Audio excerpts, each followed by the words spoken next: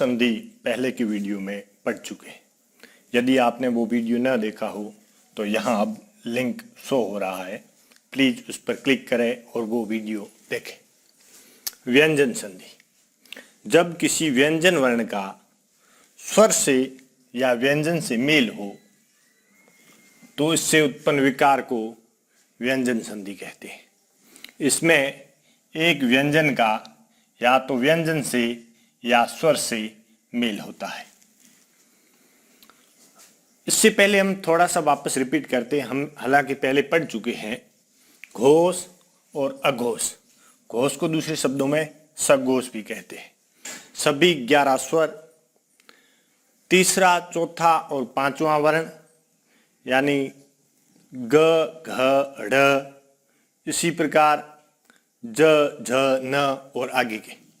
उसके बाद य, र, ल, व और ह, ये सभी घोष या सघोष व्यंजन है और उनके प्रथम और द्वितीय वर्ण यानी क, ख, च, स, ट, ठ, प, फ तथा स, स और स, ये सभी अघोष वर्ण। यदि वर्ग के पहले वर्ण के बाद तीसरा या चौथा वर्ण आए तो उसी वर्ग का तीसरा वर्ण हो जाता है।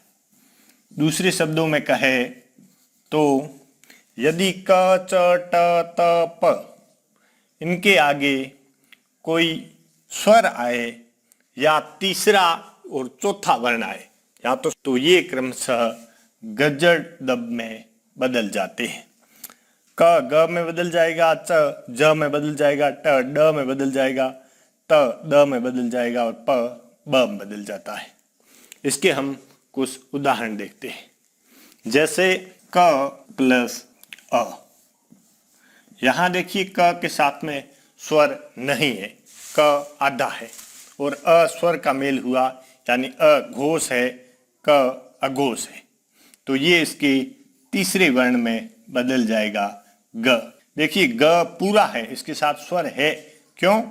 क्योंकि यहाँ स्वर नहीं था, लेकिन यहाँ जब स्वर का मेल हुआ तो यहाँ ग पूरा हो गया।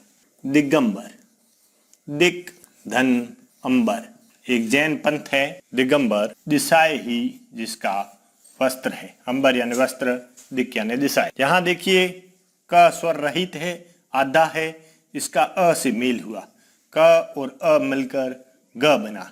एक दूसरा उदाहरण देखते हैं, दिक धन अन यानी दिग्गन। यहाँ देखिए क स्वर रहित है, अ स्वर से इसका मेल हुआ, ग में बदल गया। दृक धन अंचल, तो ये दृग्जल में बदल गया। यहाँ क स्वर रहित है, अ के इसके मेल से ग में बदल गया, यानी क और अ का मेल ग हो गया। अगला उदाहरण देखते हैं, क प्लस ई बराबर गी। यहाँ देखिए क स्वर रहित है, ई स्वर से इसका मेल हुआ, गी में बदल गया। वाक धन ईस, यहाँ ईस में देखिए, ईस में या ईश्वर में ई हमेशा बड़ी होती है, तो ये बन गया वागीस। यहाँ ध्यान देना ई बड़ी है, यहाँ भी ई बड़ी होगी, क था ग में बदल गया। दूसरा उदाहरण देखते हैं, वाक धन ईश्वरी, वागीश्वरी, सरस्वती का पर्यायवाची है।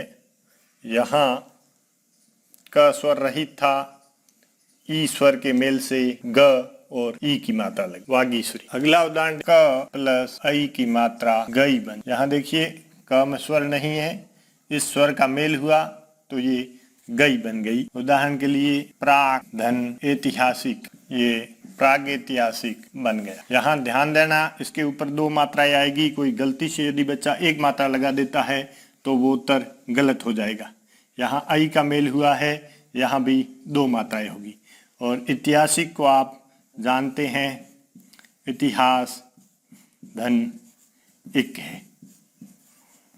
परीक्षा में ये संधि भी पूछी जा सकती है। अगला उदाहरण देखते हैं, क और ग का यदि मेल हो तो यहाँ देखिए क के साथ स्वर नहीं है तो ये ग में बदल गया, लेकिन स्वर रहित है और ये ग जैसा था वैसा रह गया। यानी यदि क और ग का मेल होता है तो ये इस प्रकार से बदल जाएगा। जैसे उदाहरण के लिए दिक धन गज, यहाँ देखिए क में स्वर नहीं है और उसके आगे ग का मेल हुआ तो ये दी ग आधा रह गया, क्यों रहा? स्वर नहीं है। यहाँ स्वर होता तो ये पूरा हो जाता। देखिए यहाँ स्वर है, इसमें ई स्वर है, पहले हम पढ़ चुके हैं, वहाँ अ स्वर था। यहाँ देखिए ए स्वर है, लेकिन यहाँ कोई स्वर नहीं है, इसलिए ये ग आधा रह गया और ये आगे जैसे गज था वैसे लिख लिया, ये दिग्गज हो गया। दिक धन गयंद, गयंद कहते हैं हाथी को। यहाँ देखिए क स्वर रहित है, आगे ग है, कोई स्वर नहीं है, इसलिए क आधा ग में बदल गया, दिग्गज। ये आधा क्यों हुआ? जी हाँ, ठीक इसी प्रकार क और ज का मेल होगा तो ये ग और ज में बदल जाएगा। देखिए यहाँ क में स्वर नहीं है, यहाँ ज में पहले स्वर नहीं है। आप देखिए ज में बाद में स्वर होता है, कुछ बच्चे इस बात को समझ नहीं पाते। देखिए यहाँ ज के बाद स्वर है, ये ज हम तोड़ेंगे तो ऐसे टूटेगा, तो ये बाद में स्वर होता है, पहले स्वर नहीं होता। कुछ बच्चे यहाँ इस बात को मिस कर जाते हैं। तो यहाँ क और ज का मेल हुआ, आधा ग बना और आगे ज रह गया। वाक धन जाल, क्या बनेगा? वाक धन जड़ता, ये बदल जाएगा वाग जड़ता। सम्यक धन ज्ञान, यहाँ देखिए बहुत महत्वपूर्ण है, ज्ञ को हम इस प्रकार लिखते हैं ज प्लस न्य, च स ज झ ज च वर्ग का अंतिम वर्ण न्य, ये न पूरा है न्य, ये ऐसे लिख सकते हैं आप प्लस अ, तो ये न्य ज। तो देखिए यहाँ ज का मेल होगा, क और ज का मेल हुआ तो बना सम्यक ज्ञान। अगला देखते हैं दिक धन ज्ञान, यहाँ हो गया दिग ज्ञान। यहाँ देखिए क के साथ आधा ज का मेल हुआ, यहाँ स्वर नहीं है इसलिए ये ग आधा रहेगा।